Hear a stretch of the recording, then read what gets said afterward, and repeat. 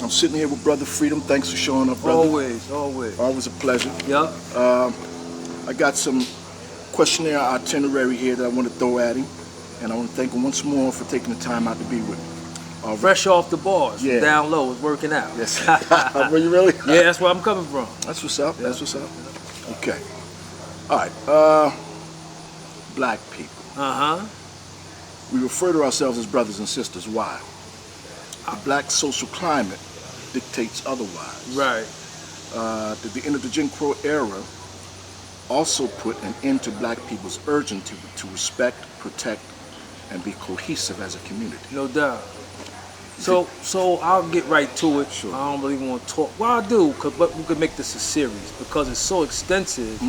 It is almost like the recovery or redemption of a people is expected in a microwave environment, right? For me, a woman was looking to give me a microwave the other day. I turned it down. I do oven cooking. One is more healthier, and the arrival at the goal or objective is always a process. We've allowed America and the ideology of America to think there's a quick way to recovery, to redemption, to healing, to rebuilding. My point being is we have to go all the way back to the physical dynamic of us being physically enslaved. Our sheer survival was rooted in us destroying one another. Agreed. If you watch, if you read, if you research slavery and the context and the cultural context of how we were enslaved, it was a physical bondage, but it was also a psychological dynamic, and we don't deal with that. You cannot, for example, if you put a child in an environment for a year, that child is impressioned and shaped by that environment, the people, places, and things there. Their behavior, their mindset, their thinking is going to reflect what they've been around.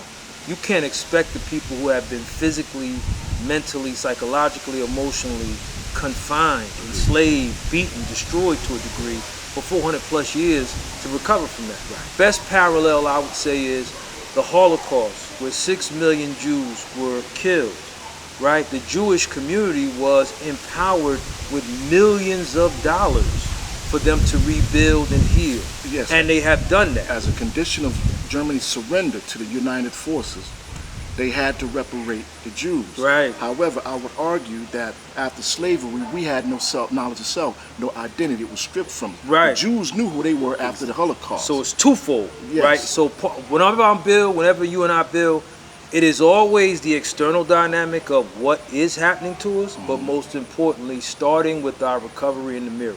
Okay. What are we going to... So I completely agree with you. The Jews not only know who they are, they mandate that the world know who they are. Why? You can go to every city in America and there is some form of monument, historical representation of what? The Holocaust. They are never going to allow you, and part of their ideology, part of the things that they teach is what? Never again. Meaning they're never going to allow anyone to not know who they are, where they came from, and how they are. Yes, sir. So black people have to do the same thing. The only unfortunate position is we're not in those powerful positions to make decisions, to shape conditions. So now we're trying to recover. For example, in our communities, we see the worst of the worst, but we've never dealt with the root causes of what produces that. So when you ask the question, why aren't we brothers and sisters? Because we look at each other, but we don't see each other. I was speaking and preaching in North Jersey last week, and one of the things I said is for us to recover, part of that work is economics, part of it is structural, part of it is institutional, but it all starts two places, self and family. And until we rebuild those two core dynamics of us looking and seeing, like you and I have a bond. We've always known of each other, but we're now getting to know each other. But there's a level of respect. You call and ask me to do something, I'm coming. You're my brother, we have a bond, we build. So I don't only look at you, I see you. I see you as who? Myself. Whatever you're building, I am responsible to help you get there. Until we change the evolution of thinking to what I just said, where we all see each other, even if what we see does not benefit us. I don't make no money off of doing these. I don't get no commercials off doing these. I don't get no residuals off of doing these. This is your lane, your success. But your success depends on what I do to assist you in that. Appreciate it. That's the science of brothers and sisters. Agreed. But since Jim Crow laws and the civil rights movement as it was is pretty much non-existent, have black people gotten two things: complacent and forgetful? I think it's been both. Okay. But I think, to your point, there's a lesson that says within the 5% that they've lost the knowledge of themselves and are living a beast life. I would say to you, many have never had the knowledge of themselves. So people can forget something, but to forget it, that means you once had. When we go about teaching now, we've literally got to build as if it never was there. Because for most, they don't know. It's people right here in this city. If you were to take them to Hedgepath Williams, they wouldn't know. Right. If you were to take them down Bellevue Avenue, the Higbee School, the Nixon School, they wouldn't know. Right. And that's the history of who? Us. Right. So if you don't know the history of yourself, why would anybody else respect you, your history, where you're coming from? So to answer your question, it's a comprehensive redemption. And it has to start on multiple levels. That's why I said we could do a series, because there's so much to deal with. It is. And I think the other piece is we want to see success evolve in some aspect. I build, and my beautiful mother told me, she said, you are to use your gift of speaking to teach and produce a heaven that you might not see. I build for community development. I build for elevation. I build for us growing in such a way where the work that I'm doing may not benefit me, nor may I live to see it. But that young queen on the ground, I have to provide a space, place, avenue, and culture where she can at least give some glimpse or glimpse of success. But without acknowledging the psychological damage done to us as a people by slavery, how can we move forward as you speak? We won't even address the psychological, deeply embedded slave mentality. Some black people suffer from subconscious. They still have it now. They don't even know it. Correct. I agree. No, I think I'm saying the same thing you are. It has to not only be acknowledged, it has to be delved into, but as we do that, we now have to come back and start to build solutions for it. But I completely agree with the fact that we won't even acknowledge it is almost a politically correct paradigm we deal with now. People would rather, like for instance, I teach in schools. Majority of the babies in the 7th and 8th grade are struggling on the 4th grade reading level.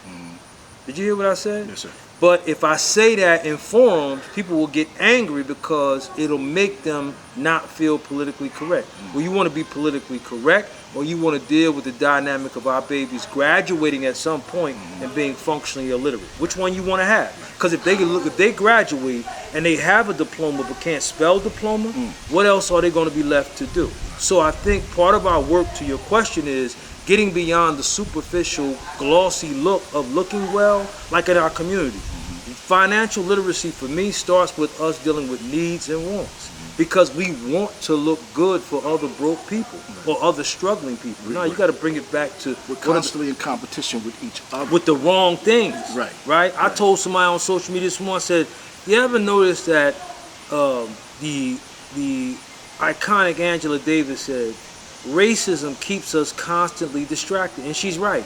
Notice how superstars and entertainers are always being made to throw shots at one another. So it's constantly a battle.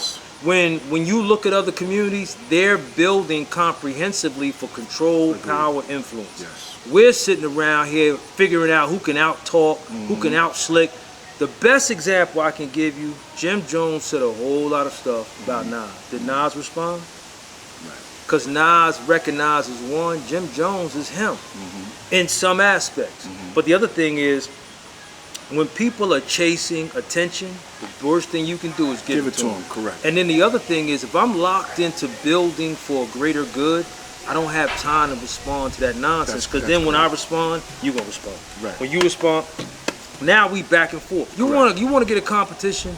Let's see who can begin to build up and buy up blocks in our community, so we can begin to produce economic development.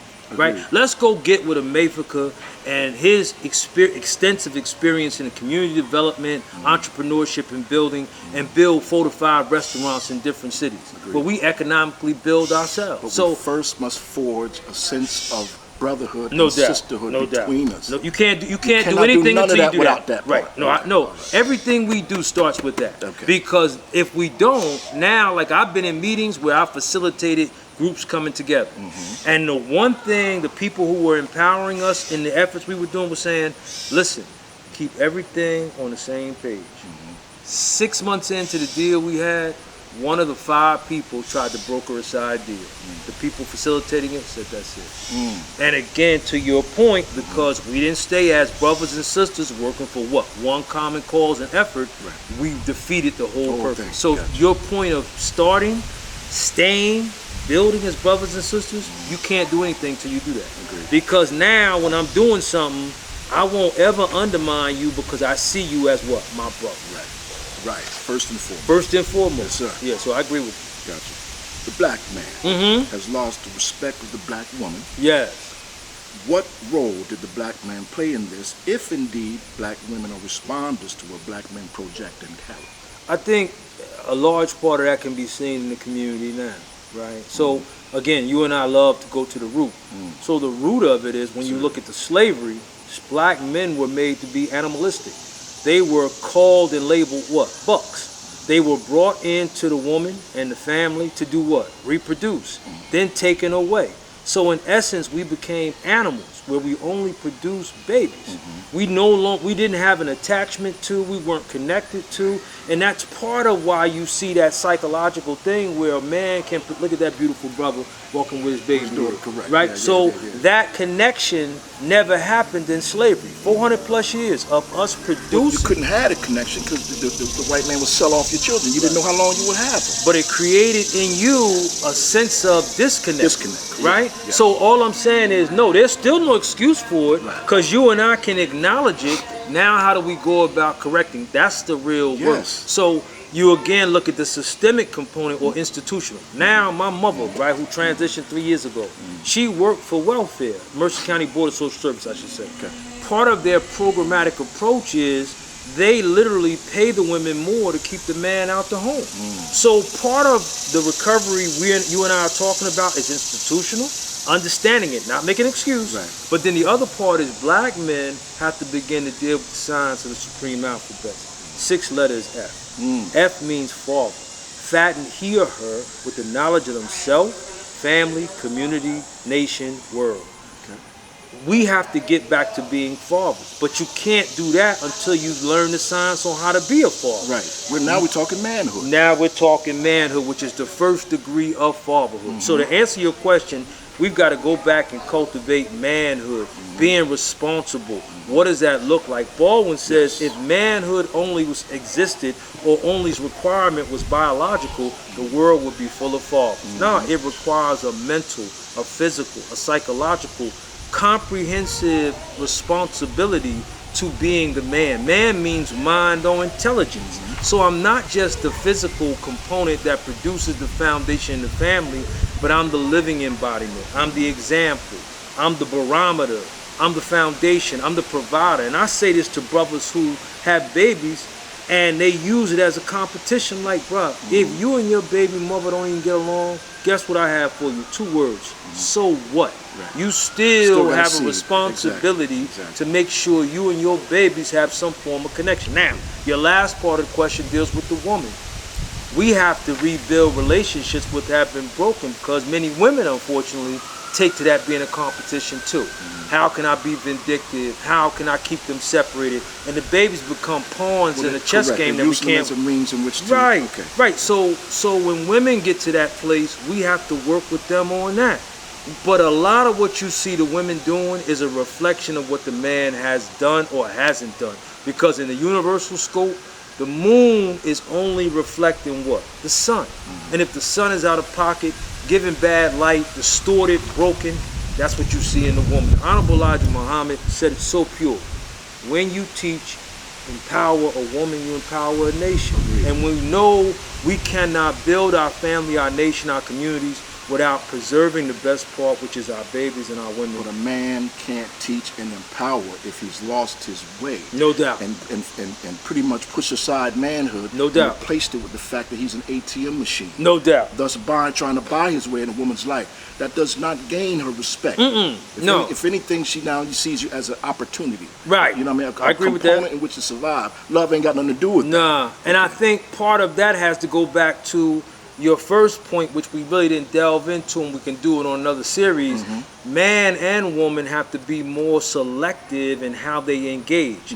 If I get with a woman and the only thing I'm getting with her for, and she's allowing me to get with her for, is sex, where's the love? Correct. So if a baby is produced, the very birth of that baby is birthed in what? The thought of lust. There's no love there. There's no connection there. There's no building there. There's no growth. So again, we can't produce something based on one thought and expect the thought pattern of something else. So I'm not faulting or blaming or pointing fingers. I'm highlighting that we enter relationships for all the wrong reasons. We do. A seed is produced, and now in our mind we had no thought process on building or having a family or being together, and now you have to almost manufacture something that really can't be manufactured. Go ahead. Sorry, but I don't want to minuscule or ignore the power men have when they engage a female. When they're in a relationship, they have more. Now, women choose their men, there's no argument there, but real men dictate the pace of the relationship. They do. If he has a backbone. You don't have to be used. I'm saying a lot of that backbone is gone. Well, that's my so no, point. I'm agreeing with you. That's my point. Listen, we on the same page. A woman as can't usual. respect a man if she don't see one, no, brother. And you know, I'm building with a queen now, right? And she lives in Cleveland. And the science of everything about her is amazing. But the pace and rate and how we move is controlled by me. Why? Because I want us to remain on one accord as we evolve together. Why is that important? Because if, like you said, if the man don't have a backbone, don't have a structure, don't have an ability, you'll go all over the place, or you will find yourself adapting to situations just to get through them. Nah, I want to be the variable that sets the ball.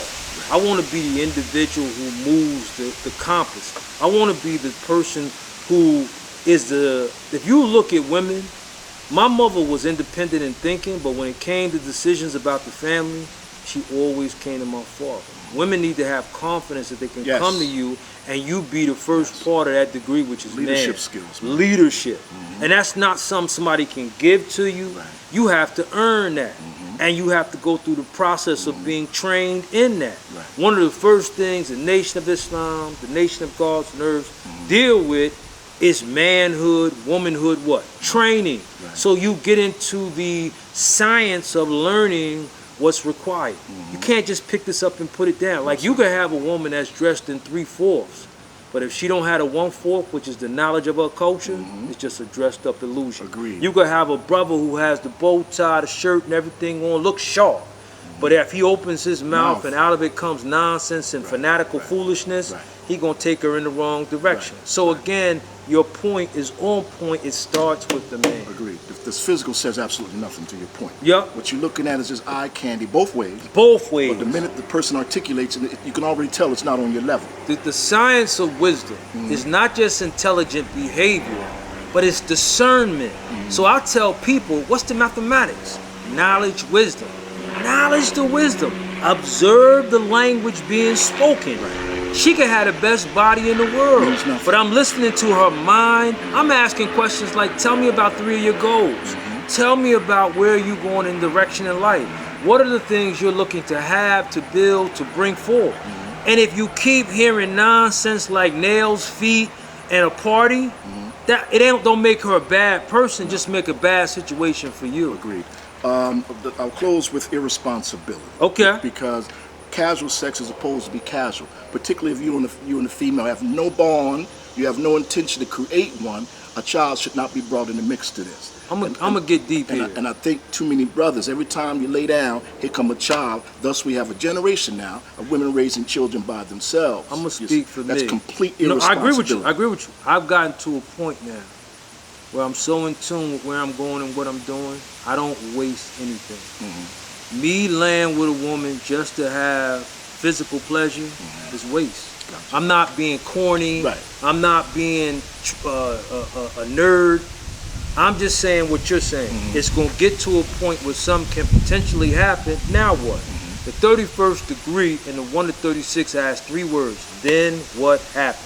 You have to always understand when you do something, it produces something. So the best way not to produce something is not to deal with it. Well, that too. And I'm not knocking. I'm not advocating casual sex, although it's going to happen whether we want it to or not. No. I'm saying for people, if you're going to do that, like you said, be responsible in the science of that. Agreed. Because casual sex supposed to be fun, but once you bring babies into Right. it, it's no longer fun. But I said this to a woman in a woman's group. I said, "You're grown. He's grown. Be out front with it. If all we doing, pardon my language, fucking, then say that. Just say that. And be clear about what we doing here. It ain't nothing else. It ain't nothing more. But also, I say to the brothers, know that when you create that cipher, emotions become attached because now you're tapping into the vortex or womb of a woman. Now, what happens beyond that, you can't control. Y'all might have both said on the onset, man, listen, this is all this is. Now it starts to evolve. Now she see you out with another woman, all hell breaks loose. Because, so I'm just saying to you, clarity is understanding. Agreed. Understanding is where we start. And if the understanding ain't rooted in the knowledge, you just talk. Yes, sir. If you don't want to deal with a woman long term, and it's just a sex thing, I'm talking from the male perspective. Yeah. You don't. The last thing you want to do is get her pregnant, because now you're dealing with it for pretty much the rest of your life. No, I agree with you. On some level. No argument so my dad here. used to tell me, wherever you Be take your dick, responsible. take your brain with Be you. responsible. All the time. Matter of fact, don't take your dick nowhere if your brain ain't with you, because now you're going to create death. Pretty much. Okay. All right. Are black people ashamed of being enslaved by whites? And to such an extent, they'd rather pretend slavery never happened. Yeah, I mean, you and I already touched on this a little bit. Slavery was rooted in the psychological dynamic of us feeling as if we had no worth or value. We outnumber everybody on the planet almost 11 to 1. So the slave master was ingenious. He said, if I don't deal with them from a psychological dynamic, we can't control them. It wasn't, it wasn't just Yes. It the wasn't just about physical labor. beating. It was not. It wasn't just about the chattel slavery. It wasn't just about the shackles. It was psychological. It was shackling that mind. Yes. Baldwin says our only crime in America is being black. So your point is we've been shamed of whom we are. Goes back to your first point. We've got to teach the knowledge of who we are. The thing, I literally cried when I used to work for a Mayfield. And I hope I don't get full talking about it. That's all right. He used to pour into me so strong, bro. Like he just, I love that brother, man, because I didn't have the knowledge of myself, and he taught me to love me. He taught me to love our people. He taught me through the restaurant why we serve in the way we do. I would come to work and he'd be like, "Good afternoon, Black King." Man, he would teach in such a way you be locked in, because he would teach you the science of who you were. So all of the shit, all the conditioning, all the craziness, everything I had been taught and shown in my community that I didn't worth or have value, he eradicated all of that. When he came in the door, he had that deep voice, "Black man." I was like, "Yes, sir." Because I was the delivery guy. But he used to just, man, in between orders, you talking about somebody training you, man, our conversations would be on mathematics, on population, on science and pop. It was on everything. But the science I'm saying is he trained me in blackness to the point where he made me never be ashamed of who I was and who I am. And I'm saying to you, when I build with the babies in the schools, I build with them like that. Like I envision, that's the way I honor America. I teach. So I make them, like when I talk to them babies and I be putting the heat to them, first thing they do is look to the, Mayfield tap my chin, look up. He's like, "Look up, young God. Look up, young king. Don't do that. Don't look at the ground. You are king. Look up. If you're ashamed of what transpired, what you gonna do?" And I would say, "Correct it." He said, "When you correct it, you've made amends for what you did, but never be ashamed." So to answer your question, historically, we were taught not only to be ashamed, but to hate ourselves, which means we hate each other. You could see a brother doing positive work, and I've did this experiment a million times. Man, you see such and such, that brother's get it done. I wait for it. Fucking shit. And you be like, it's always coming. Yeah. Damn. It's always coming. But it lets me know it's ever present. So the self-hate is the root of feeling ashamed, not only of the other people, but of yourself. So to answer your question, we are, and we're still victimized, but until we acknowledge it, we can't correct it. Agreed. And to your point, when I see the projected hatred toward a man that's never done nothing to you. Nothing. What I'm actually seeing is you hate yourself. Right. So that prohibits deep, you bruh. from exuding love to the next man. It's deep, bro. Yeah, it is it's deep. And a lot of times our people don't know the internal damage. They can't recognize it. I've seen people literally drive past local establishments who are doing the same thing the corporates are. But you do it because you have a self-hate for you, which reflects in your self-hate for how you see others. One of the things that the Nation of Islam is not doing now, that I revered when the Honorable Elijah Muhammad had, and I'm not knocking him, but whenever he had a city anywhere, you had a whole nation. Stores, businesses. We took care of self, but the biggest thing he would always say is, we have to support we. We have to love we. And until you build that, you won't have it. You won't have it. Yeah. It starts with love of self doubt. first. No and doubt. then, you know, personally, I deal with me first. No in doubt. The world. No doubt. You know what I'm saying? You can't go anywhere else There like it that. is. Yeah, no There it doubt. is. No There it doubt. is. Okay. All right. I'm gonna tap into, if you don't mind, before we close. Okay. Your political ambitions. No doubt. No doubt. So let me drop this last one on you, brother. As a candidate for Trenton's mayor, Yep. what would you do for the city of Trenton that's prior to mayors like Doug Palmer, Tony Mack, Eric Jackson, and now we have Reed Gasuria? Yep. Okay. Reed Gasuria. Gasuria, my bad. Yep. So what would you do different than those gentlemen to win the votes to put you in the position you want to be in? So first and foremost, I'm gonna speak it into. I'm the next mayor of the city in 26. Okay. The science of this mayor is moving like the Honorable Rod the Rock is moving in Newark. Most people think Newark is the capital of New Jersey. It's not. Trenton is. Okay. But that mayor is so strong. He's so on point. He's so progressive. Because the city has the size of 2 Trentons or 3 Trentons, right? The way he moves makes you think he's on a level that the city is not. We're the broker chip. So moving, to answer your question, first thing I'm going to do as mayor, you have to build a relationship with the state's biggest adversary, which is the governor. So first caveat, even though we're not talking about it, let's talk about it. We have to put Nikki Sherrill in. Is she my candidate? No. But is she the candidate for the Democratic Party, which will give us an opportunity to move progressively forward? That's what we are. That's this November. Okay. Why is that important for Darren Freedom Green being the mayor of the city of Trenton? Without the state being the broker chip we can build on, build through, you're always going to be short-handed. What is Trenton's biggest problem?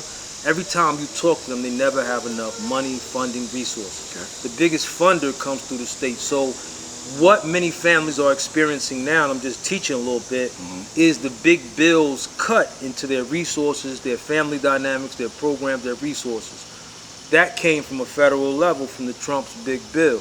Now you're experiencing what you did by default. Either you voted for this maniac or you didn't vote at all, which gave him the power to be put in. So voting is definitely a part of the strategic action plan to move forward. Do black people get involved with the voting process enough? No, and the thing is, I don't even want black people to relegate themselves to voting. Civics is the science that we must embrace. As mayor, I'm going to teach civics all year round. Gotcha. What is civics? Civics is the 5 critical criteria areas that deal with social development. What are they, Freedom? Housing, healthcare, education, economic, social justice. Okay. Housing, healthcare, education, economic, social justice. Right. As long as we sit 20 miles outside of those conversations, we will always be immersed in obscurity and poverty. So when you start talking about how will we change it, the number 1 criteria for me is to begin to salvage City Hall.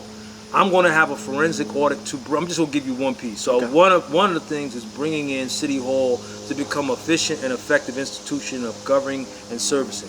I'm going to do a forensic audit on all departments and personnel. Where is the money? Where are the resources? When you leave here, I want you to do me a favor. Go down to the small park and look at all those vehicles out there. It's 9 million vehicles. One of the first things I'm going to do as mayor is bring in all the waste. When I was working for the water department 15, 20 years ago, the only people who had take-home cars were directors and inspectors, people who responded to emergencies. Now, bro, there's so many people with cars, that's waste. Now, cars need to be used, but they will be used on the job and that's it. But I also think we've gotten to a point where the cars are just out of control. Some of the money that we're going to bring in from saving gas, repairs, and just waste, I'm going to take and meet with my BA, right? And we're going to meet with all the small local group organizations you're never going to see babies on the curb begging for money to do their program. So the waste that's being brought in from us becoming efficient and effective will be used to feed the investment into our youth groups. Why? The youth are engaging in deficient or dysfunctional behavior, fighting, tearing up. But if you put organizations in place, and we always talk about that, where's the Weed and Seed? Where's the Urban League? A lot of those programs are gone and defunct because they lost their funding. The mayor, as the capital or the centerpiece or the chess piece for the capital city, has to make sure he's brokering relationships between the federal level, that will mean Miss Bonnie, the state level, Miss Verlina, Senator Turner, the Assemblyman Anthony Varelli, at the county level, the county executive, Dan Benson, who I think is doing a good job, the county commissioners, and then at the local level. So you have 4 buckets of money you should be dealing with, but if you're not a mayor who's an ambassador to move out, to get things done, to move around, like to the city. The city's biggest thing now is having photo ops. The job of the mayor is to lead in such a visionary, proactive, progressive manner that he practically resolves issues by working with the council and the people to address the issues. For example, right now, the city is at war with Weed Man downtown. Just give you a perfect scenario. Okay.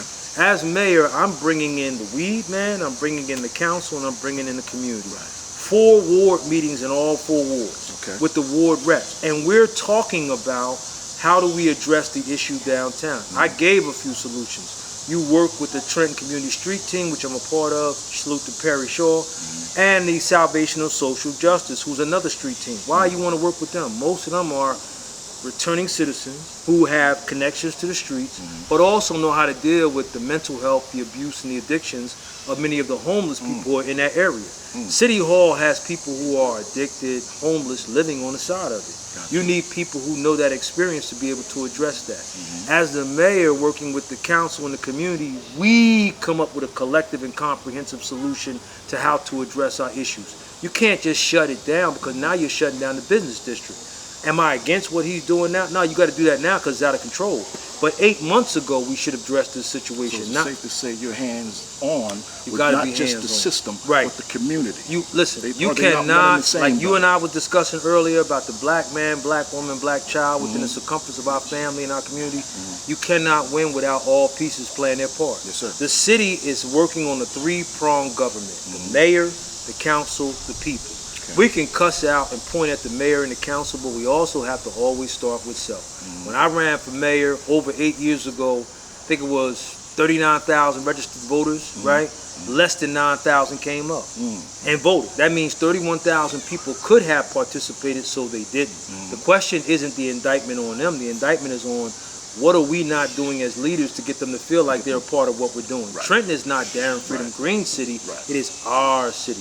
But as the leader, I have to create an infectious riot in the minds and souls of the people to make them want to move, be responsible, be a part. But I also have to put things in play where there's a viable opportunity for them to have economics. Why is that important? If your backs are against the wall and you're in survival mode, you never get to thrive. For example, Trenton Central High School, and this is another economic piece for mayor. Trenton Central High School cost $170 million.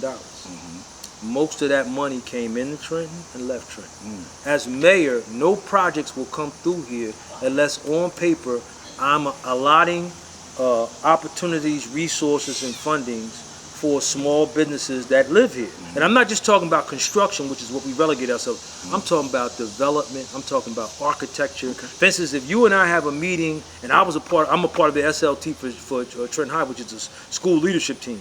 We sat in the room with architects who began the design and planning for Trenton High before it was built. In that meeting, food was catered. That food should have been catered by a local establishment. See what I'm saying? So every time money comes in, it never leaves the community. Unless the mayor and those who are in power make sure that happens, stuff happens here, but it doesn't benefit here. So when you ask the question, how am I going to be different? None of the mayors you name, and I don't even want to get into that because then it taps into a personal divide. None of them have ever put infrastructure, education, the foundation, vision, that makes the people in this city feel like this is their city, and also move beyond their feelings and deal with the daily responsibility of being accountable. I guess another piece of it would be, when I came up as a young man, I lived on the island, Columbia Avenue. Everybody on my block owned their home. The majority of Trentonians now are renters, at least 1 in 3. We've got to get back to creating an environment where we bring businesses here that are the tech, because we're no longer, in that era when I lived on the island, it was factories here. That era's gone. We now have to get to a place where we move to where the world is, which is the tech industry. And now be able to bring companies here that can be here, and then we work here and make that kind of economics here. Why?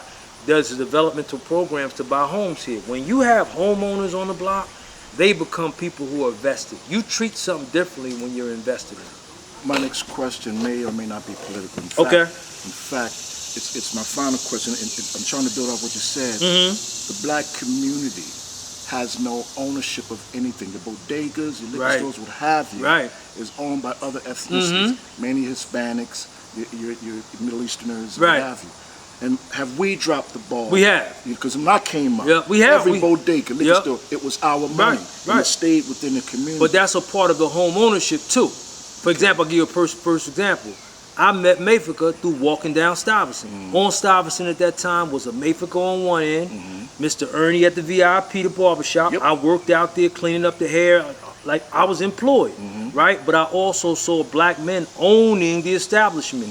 Mr. Ernie gave me body work when I didn't sweep from the barbershop down to the corner. And he used to say to me, "Who community is this?" And I would have to say, "It's mine." He said, "Treat it as such. You don't just sweep the barbershop, you sweep the community and everything that's in front of it." Why? You set the bar so when people come through, they see that we clean and we refine. That's right. So I learned, and then next to that was Mr. Marcus. He had the liquor store, remember? He had the store, and he had the restaurant across the street. That's correct. We owned. That's gone now. So when you come up now, I'll give you a perfect example. Mr. McKithen, Pumpkin, who was on Grand Avenue. Remember his store all the way at the end of the block? Yes. His store is still sitting there vacant because nobody has organized our resources to go get it. Now, when the Latino merchants go get it, we're going to cuss, yell, scream, complain. But we had every opportunity to go do that. So I'm not knocking nobody who's doing. I'm saying we have to put a clarion call out for us to come together, put all that pettiness aside, learn the science of business, learn the science of comprehensive building, learn the science of collective growth and development, and being responsible with it. Economics empowers the nation. There it is. All right.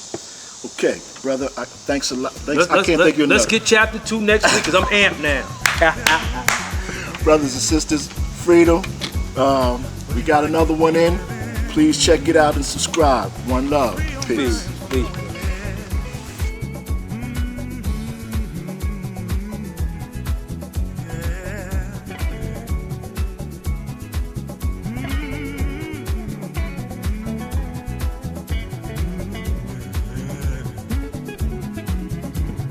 Children of